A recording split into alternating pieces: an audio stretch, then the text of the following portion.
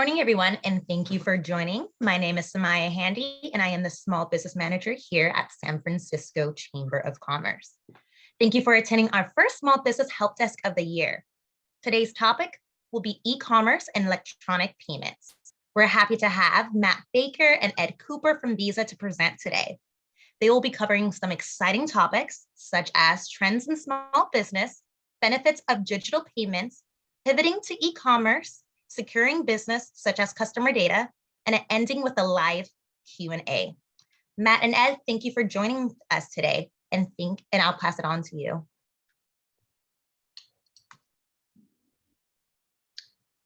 Excellent, excellent. Thanks for having us. So let's get to the next slide and get started. So next slide, please. All right, so first, thanks for having us. Let me start with the obvious. COVID has been enormously disruptive. It's changed the way people shop in meaningful ways, and those changes are likely to endure. Millions of small businesses have been forced to find new ways to operate. COVID has also tested the resiliency, the durability of small businesses. Our internal data shows that while total spend with SMBs in the United States declined in the first year of COVID by about 4%, SMB online sales actually grew by 12%. On top of that, while SMB attrition, meaning SMBs that actually went out of business, grew across the board in the first year of COVID, the rate grew almost 3 times faster for SMBs that only accepted card payments in person versus those who also accepted payments online. Visa conducted a study covering SMBs and consumers in 8 countries. Let's take a look at the trends we saw from that study, first from the perspective of the consumer. Next slide, please. There are 3 key shifts that we've observed in what shoppers are looking for and expecting from their purchase experiences. Let's double click first on touchless payments. Next slide. More than half of consumers surveyed reported that they'd used contactless payments wherever possible over the past 3 months, over the prior 3 months. That's the fastest shift we've ever seen. Also, 60% reported that they had increased their digital shopping using more digital shopping tools. Remember what I said at the beginning, other Visa data suggests that digitally enabled SMBs were far more resilient, less prone to failure than SMBs who only took card payments in person.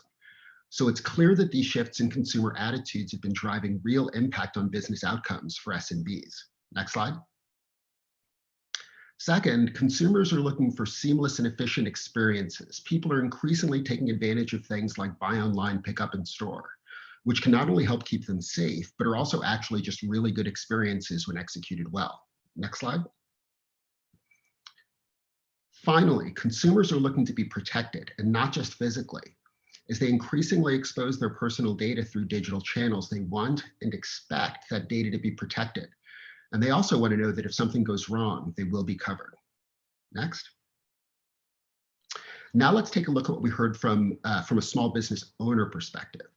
75% of respondents were optimistic about the future of their business. That number was actually even higher for US businesses at 82%.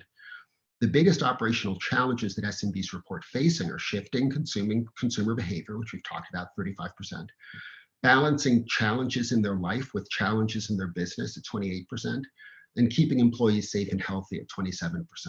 So to sum up, this environment is characterized by a heightened need for resiliency, but also new opportunities created by shifts in consumer behavior and expectations. And it's clear that to be resilient and to capture these new opportunities, SMBs are well advised to lean into the most important digital trends. Next slide. All right, so what does all that mean for the future of payments? Next slide. Even after COVID, if we ever get past COVID, consumers report that they aren't going back to the way they transacted in the past. Almost 2 out of 3 say that they'll continue to prefer contactless payments. Only about 1 in 6 consumers say they'll go back to their old payment methods, even given wide access to a vaccine. And most SMBs recognize this, with 3 in 4 fully expecting consumers to prefer contactless payments going forward. Next. Navigating the transition to digital, though, can be intimidating. Not every SMB is a payments expert. In fact, very few are. For many, their secret sauce is actually the sincerity of the connection they have with their customers, the strength of this bond was really demonstrated during the early throes of the pandemic, when many consumers made extra efforts to keep their valued local businesses afloat. Now we'd like to show you a brief video featuring one of our restaurant customers, Pig in a Jelly Jar, talking about how they've navigated this challenging environment.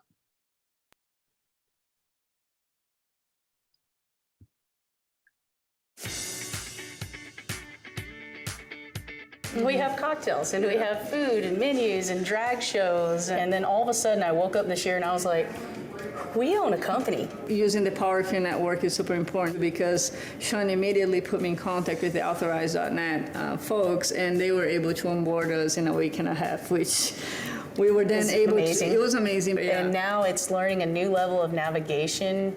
It's utilizing the technology to just go well beyond where we were. I'm sure nobody was thinking an e-commerce site would be built into a restaurant aside from merchandise. Yeah. And I just simply said, why not? How do we figure out how to get to this next level and become more than a restaurant? All right. So let's transition back, and we're going to talk a little bit about securing your small business. Now, in this section, I'm going to be talking about a set of solutions that are provided by Authorized.net. Authorized.net is a Visa solution, a Visa company. But one thing that's important to recognize about Authorized.net is Authorized.net enables small businesses to accept all kinds of payments: Visa, MasterCard, American Express, wallets. So this is not just about accepting Visa payments. This is about accepting any kind of payment. Next slide, please. So let's talk, I'm going to talk about 5 different things that businesses can do to protect themselves. The first thing I want to talk about, though, is fraud. So fraud can be expensive. There are fees associated with processing a card payment, and they can rack up really quickly. Processing fees, account management fees, chargebacks. And for fraudulent transactions, those can be costly, and they can also damage your reputation. And for a small business, that can be hard to recover from and lead to a loss of customer loyalty and future sales. There are operational costs of dealing with the fraud and charges and with all of the banks to fix it all. It's important to note that acquirers have a responsibility to actually suspend accounts experiencing what we call card testing, which means you wouldn't be able to transact until it's taken care of. An example of card testing is a criminal buying a set of card numbers on the dark web and then running potentially thousands of transactions, often on a small business website, to see which ones actually work.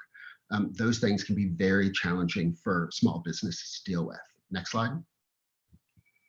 So Authorized.net offers something that we call Advanced Fraud Detection Suite, which is built specifically for small or medium-sized businesses. The tool helps prevent card testing, payment fraud, and common abuse scenarios. You can choose to hold and potentially review risky orders, and all of this is backed by the power and strength of Visa security. Next slide. The Advanced Fraud Detection Suite uses 13 configurable filters to help identify, manage, and mitigate fraud. You can make adjustments to these filters to meet the unique needs of your business. Next slide. Now, another thing I want to talk about is managing customer information. Authorized.net has a solution called the Customer Information Manager, which allows you to store your customers' sensitive payment information on our secure servers for use in future transactions. So if you get hacked, your customer's payment information is protected, and so is your brand. You may have heard the term tokenization. This is a tokenization tool. Next slide. Finally, I'd like to talk about 3 tools that you can use on Authorized.net to take payments other than in person, even if you don't have or don't want to have a website. These things were super important in the early days of COVID, when many of you may have experienced having to suddenly shut down your business. Folks didn't have time who didn't have a website, didn't have time to stand up a new website. They needed a solution that they could get up and running very quickly. 3 things I'm going to describe right now don't require a website, and they're very quick to set up. The first is what's listed here, Virtual Terminal.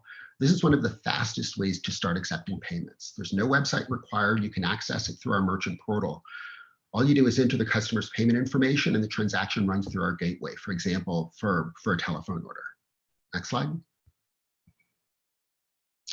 Digital invoicing is one of my favorite tools that you can use even without a website. And part of the reason that it's my favorite is it both offers a way to accept payments remotely, but it also provides an even better experience than the alternative. So you can send an invoice to a customer via email. We find that those invoices get paid very quickly, typically within 48 hours. This is because you're avoiding the time for the mail to go out and to come back, and making it incredibly easy for your customer to complete the task. It's just a better experience both for you and for the customer. And because the invoices tend to be paid very quickly, it benefits your cash flow as well. Next slide. And the last thing I'd like to highlight is our mPOS, or mobile point of sale functionality, which again, you can use even without a website. It enables you to use your phone as an acceptance device. For example, if someone places an order over the phone, and then you can have them pay for it at the curb when they come to pick it up. These are just a few of the things to keep in mind if you don't accept payments online, but are hit with a new disruption like the widespread shutdowns we saw in the early days of COVID. And with that, let me hand it over to Matt to talk about the benefits of small business cards. So if you can move on to the next slide, what I want to do is just talk to you a little bit about why it's beneficial for you to use the small business cards as a means of payment. So Ed's been giving you a bit of details about the value of accepting cards and accepting digital payments. I just want to spend a bit of time talking to you about the potential advantages of having a small business card. So we all know that there are foundational challenges that small businesses face. You probably know better than I would and about those foundational challenges, but we kind of group them into round about sort of 6 areas. One is saving time, the other one is saving money, security and peace of mind, finding customers and keeping customers, managing employees, and of course, perhaps the most important one is managing your cash flow. So what I want to do today is talk about 3 of those elements and how how using a small business card can help overcome those challenges. So first of all, saving time. Now we know that you are all time poor. Any minute spent on admin is a minute spent away from doing a value add task. So whether it's working with your customers or working with your employees, et cetera, any admin you do is effectively a waste of time. So having a business card and utilizing that business card for all of your business expenses is going to help you when it comes to the time when you're going to have to separate those business expenses from the personal expenses. If you put them all onto your personal card, then at the end of every month, you're going to have to go through and highlight which ones are your business expenses, and either you or your accountant will have to then input those into the system. If you have 2 cards, one for business, one for personal, then you're going to be able to separate that out and obviously save time there. Some small businesses we talk to, they have 2 consumer cards, one for business and one for their personal expenses. But obviously, it's beneficial to have a business card because you would get access to the business benefits associated with that card. One other quick area of it being beneficial to have a card and give them to your employees is that it saves time in you having to give them cash reimbursements or write them checks for these types of reimbursements for business-related expenses that they maybe incur throughout the course of working for you. Now, you might say, well, hang on, I don't trust my employees. It's not, I don't trust them to use a business card. Well, a couple of things. Keep the limit low. So keep it down to maybe the amount of money you expect them to use on a monthly basis, maybe $500. You have the ability with some cards to put controls onto those cards and alerts, so you know when that card is being used, and you can lock down that card to some merchants, to time of day use, to day of the week use, etc. And you can also tell them how to use it. A policy will be beneficial. So say you can only use this card for these following expenses, and you'll know because you will see the statements come through as to whether they have used that card correctly. And the final point around trust is, look, you trust your employees with a number of other far more valuable things in your business, such as your customers, such as your inventory, your stock, some of your tools of trade. So giving them the opportunity to save you time and save them time in giving them a business card is clearly going to be beneficial. In regards to saving money, I'll come on to that in a couple of slides in regards to some of the discounts that we can provide you free of charge for business-related expenses. So SavingsEdge is free to enroll, it's free for you to use, and beyond that, you don't have to do anything else. Every time you use your card, you'll get a statement credit at that particular merchant if they are enrolled in SavingsEdge. And then the other point, of course, is around cashback and rewards. There are some cards out there that give 2% cashback for using your card.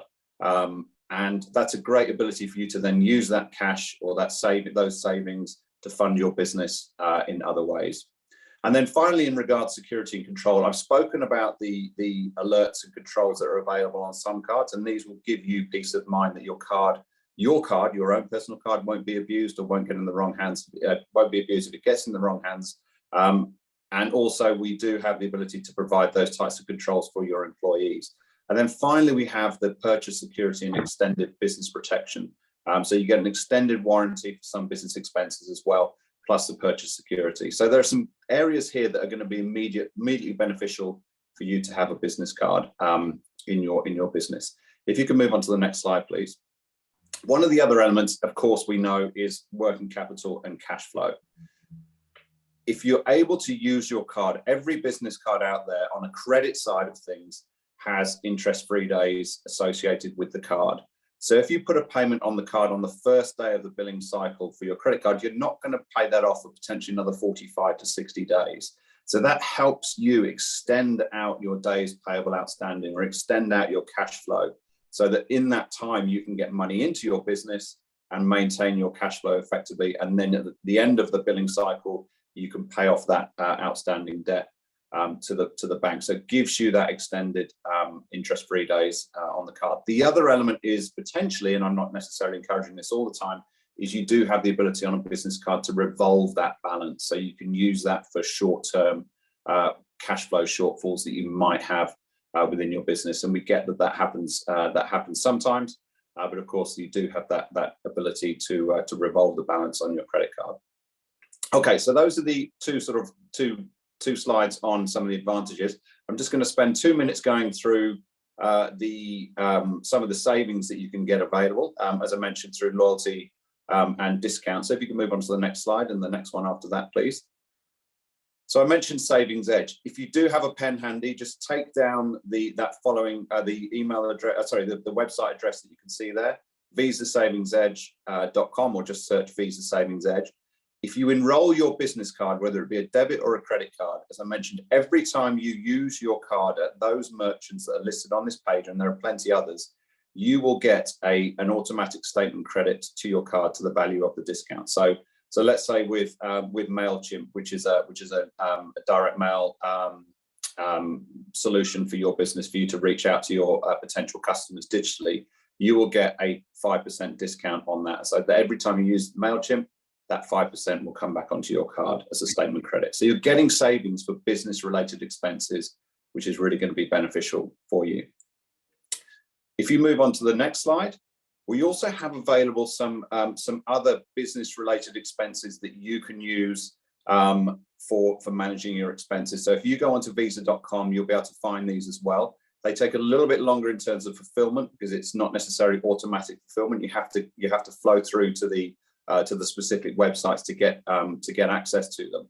But you can see there very, very quickly, you can see there that we built these relevant offers to help you run your business more effectively. So we've got QuickBooks, we've got TurboTax, we've got a cash flow management tool with 70% off on helping you manage your cash flow effectively. We've got invoice solutions. So as Ed mentioned, obviously there's the authorized.net invoice solution, but you also have the ability to get the access to to Invoiced, which will help you manage your accounts receivable more effectively. I mentioned as well that you do have challenges, the foundational challenges are sometimes around finding customers. So you have access to Google Ads and you have access to be able to find more customers by digitally advertising. I said as well that you have sometimes challenges in managing your employees. Well, Gusto is an HR payroll and benefits platform that you can maybe get access to, or you can get discounts on and help you manage your business more effectively. So here are some really, really generous business relevant offers that you could potentially use to run your business more effectively. If we move on to the last page here,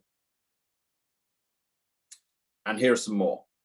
So we have access to cloud storage through Carbonite. We have Gym Pass for you maybe to obviously relax and maintain your physical well-being, as well as to potentially give that to some of your employees as well. And then AnyDesk allows you to connect remotely to your computer via any site throughout the world by using the AnyDesk platform.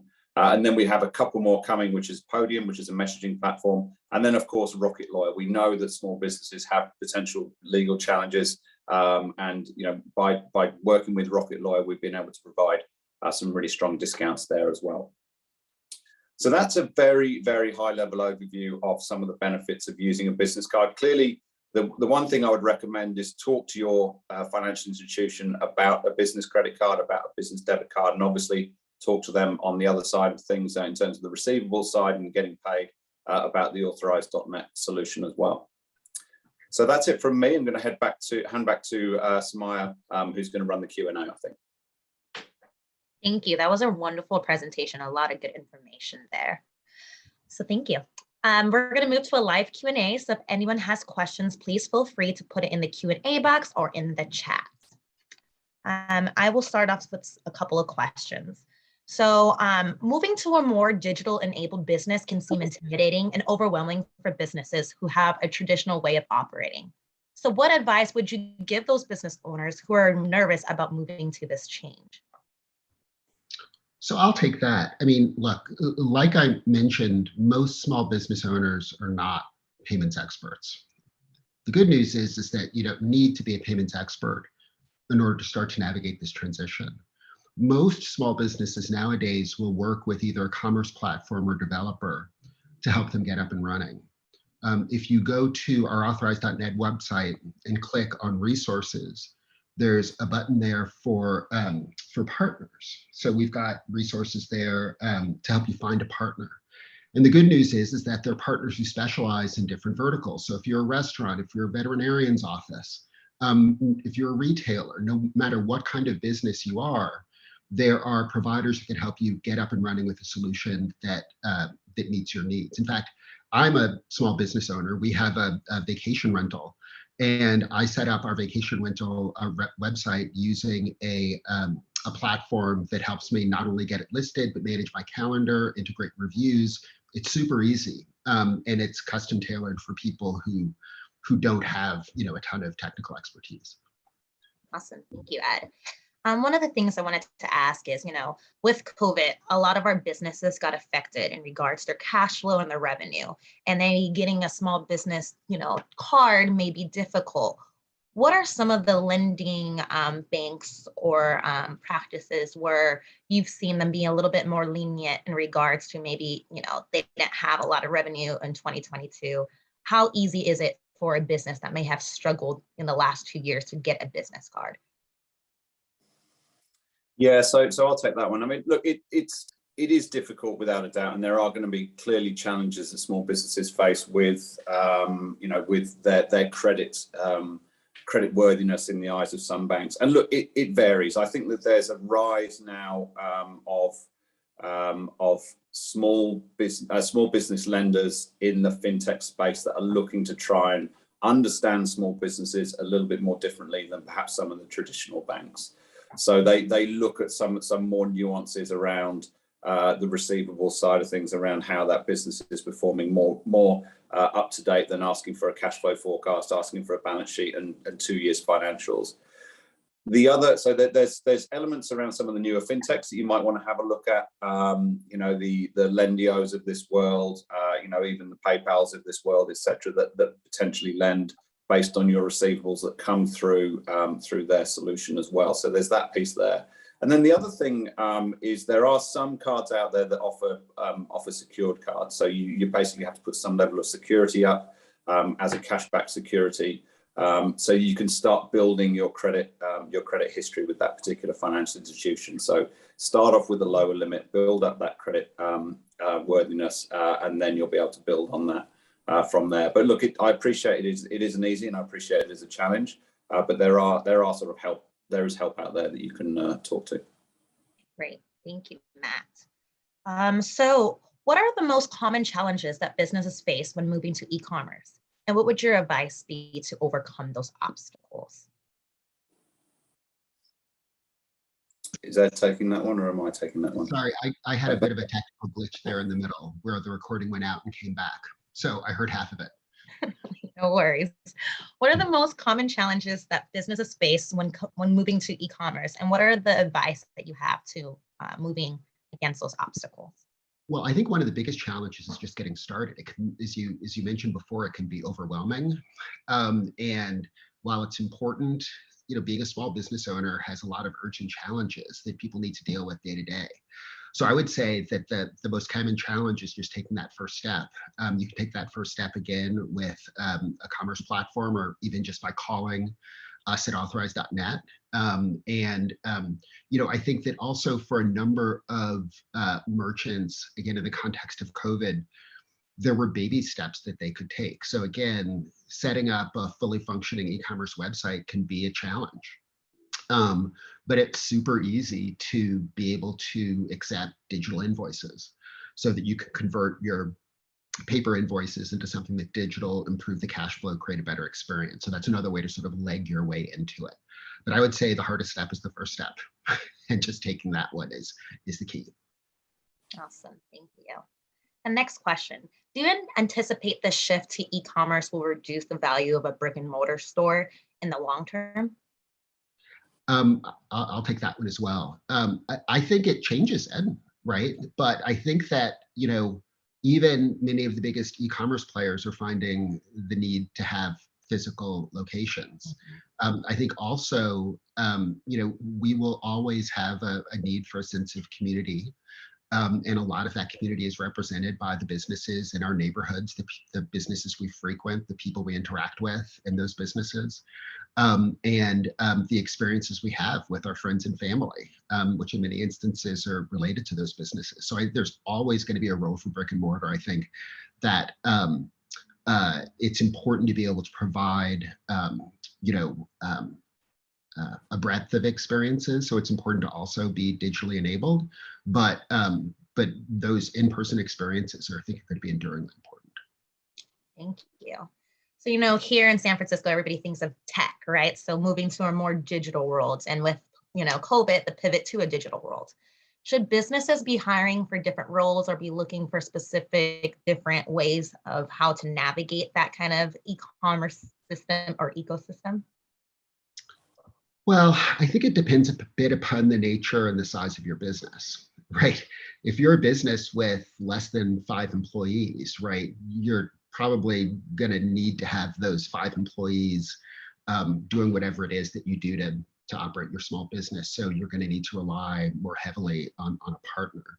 I do think that one of the things that is true, particularly in the Bay Area, but on a secular basis, is that so many people are digital natives now, right? We've got people who are now in their 20s and 30s who've never lived in a world where you didn't have, at least some nascent form of these digital experiences. And so therefore, they may not be, payments experts or digital experts, but they know what a good experience is.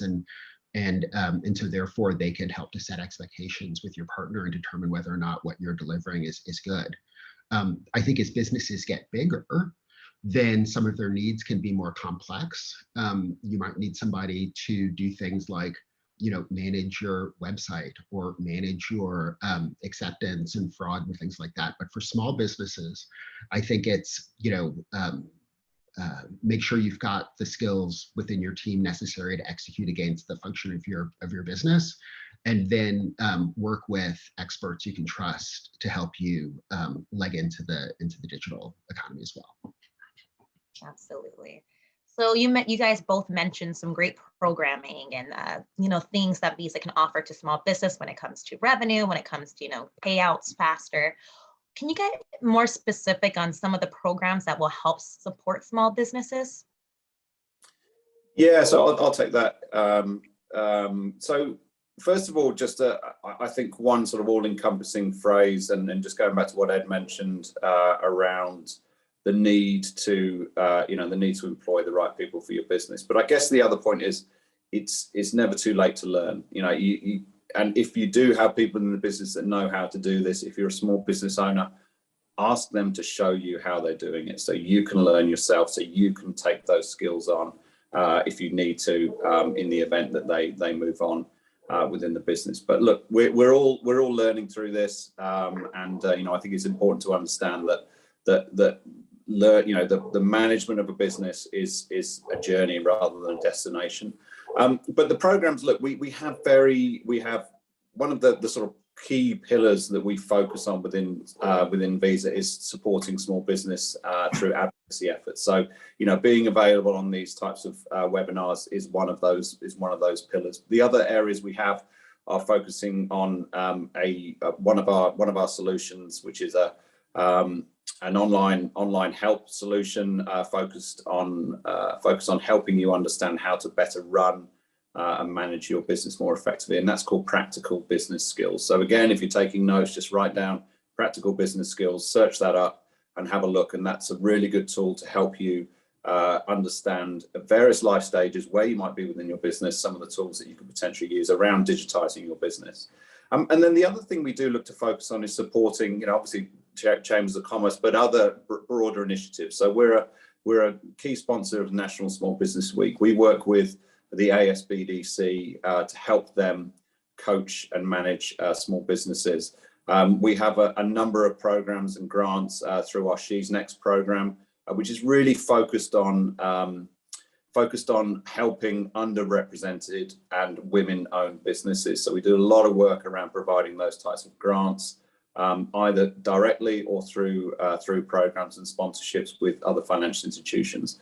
And I mean, I'm not just saying it's Visa that does all this, because there are so many programs out there that you as small business owners can leverage. So first of all, please, of course, look up Practical Business Skills, look up She's Next, see what grants there might be available for you. But more broadly, there are a lot of grants that you could potentially avail yourself of. And just anecdotally, I was talking to one small business owner 3 or 4 weeks ago, and she was saying that she's had 4 grants from various initiatives throughout the country. So they are available if you just spend a bit of time just looking online and seeing what you can do, and then obviously spending a bit of time applying for them as well. But that's just one thing.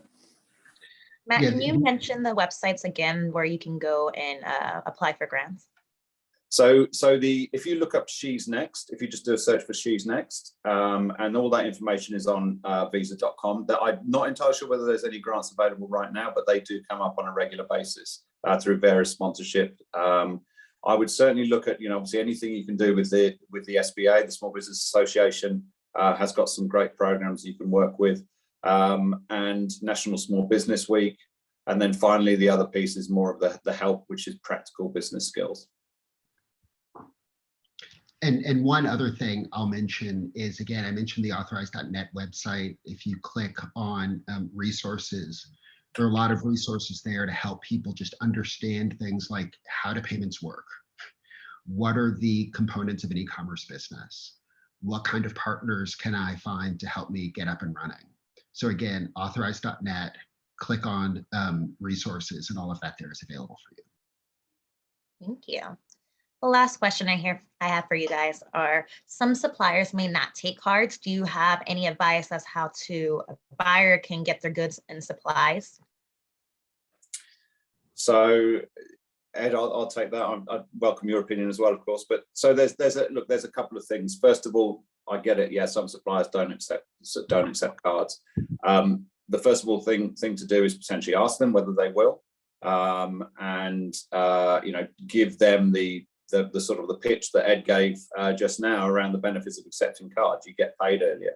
You've got that certainty and security of payment, etc. So that's the one element. Now, I appreciate that's not going to work every single time. The other thing you might want to think about is there is an opportunity working with fintechs. There's a couple of fintechs out there that you can work with that will allow you to make the payment on your card, and then for that particular fintech to pay your supplier. And these are called business payment solutions providers. There are a couple out there. One is called Plastic, which, because it's a fintech, isn't spelled like plastic, it's spelled with a Q, so PLASTIQ. And the other one is Melio, MELIO. But what they do is they sit as an intermediary between you, the buyer, and your supplier, and they will charge your card. So they'll take the payment from your card, and then they will make the payment to the supplier, however that particular supplier wants to be paid. So it might be ACH.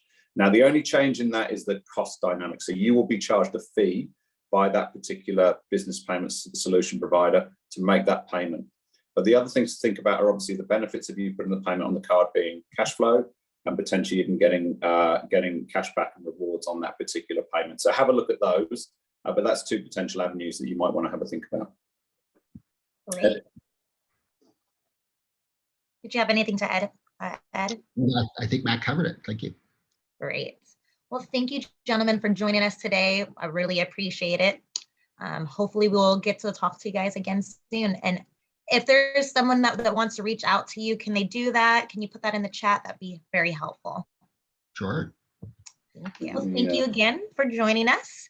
I would like to bring up some events that are coming up. April 3rd to the 4th, we have City State. May 2nd through the 6th is Small Business Week. And then in May, we will have our City Beat Breakfast. Thank you everyone for joining, and I hope you have a beautiful week. Thank you. Thanks very much. Take care.